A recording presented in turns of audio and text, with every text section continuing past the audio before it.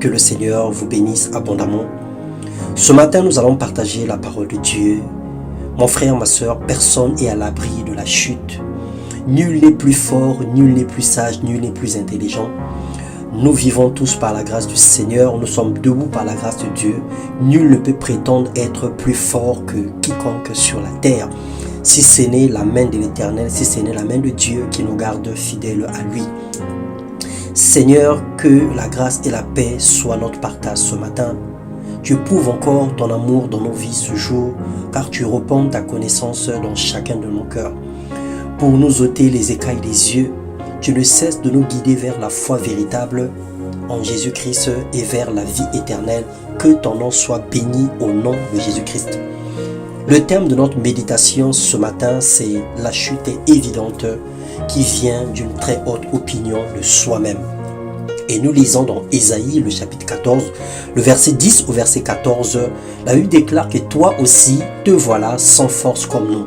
Tu es devenu semblable à nous, ta magnificence est descendue au sépulcre. Avec le sang de tes lyres, tu es couché sur une couche de verre, et la corruption est ta couverture. Comment es-tu tombé du ciel, astre brillant? Parlant de Lucifer, fils de l'aurore, comment as-tu été abattu à terre, toi qui foulais les nations?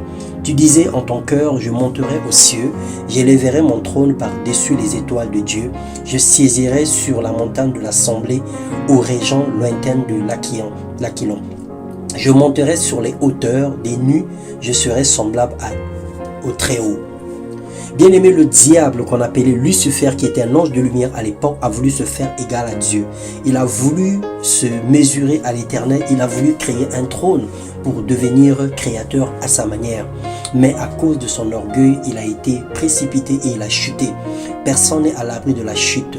Nous avons au-dessus de nous une autorité suprême qui est Dieu.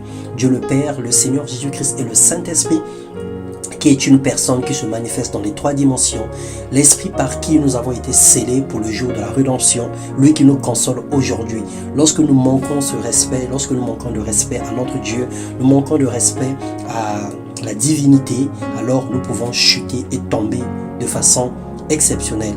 Dans Romains 13, le verset 1 à 3, la Bible déclare que tout homme se soumette aux autorités supérieures, car il n'y a pas d'autorité qui ne vienne de Dieu, et de celles qui existent ont été mises en place par Dieu. Le Seigneur Dieu a également délégué une autorité indirecte au travers de personnes qui ont une responsabilité sur nos vies.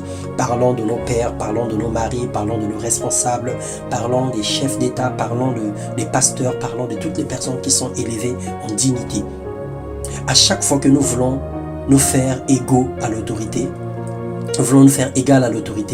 toutefois lorsque nous défions nos supérieurs, quand nous marchons à l'encontre de leur autorité, l'orgueil gagne nos vies et nous chutons de façon vertigineuse.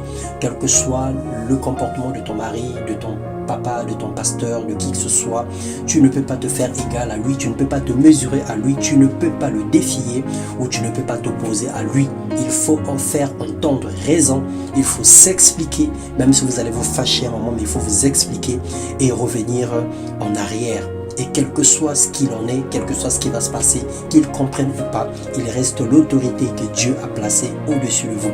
Et la loyauté doit nous guider à vivre de façon sage.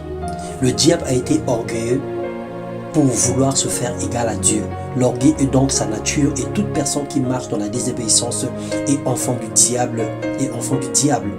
L'arrogance précède la ruine et l'orgueil précède la chute, nous dit l'Ecclésiaste dans Proverbe 16, le verset 18 à 20. Toi, de quel côté es-tu? Alors le Seigneur nous interpelle ce matin.